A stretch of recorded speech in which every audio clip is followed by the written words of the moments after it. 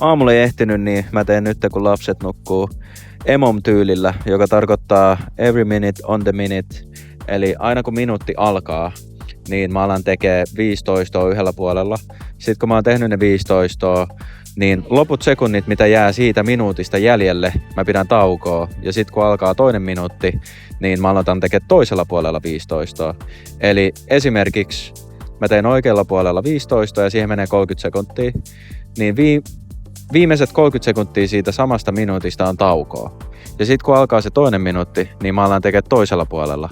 Ja mä jatkan tekemään tota samaa, kunnes mä oon tehnyt 20 minuuttia. Eli tulee yhteensä 50 per puoli, kokonaisuudessaan 100 toistoa.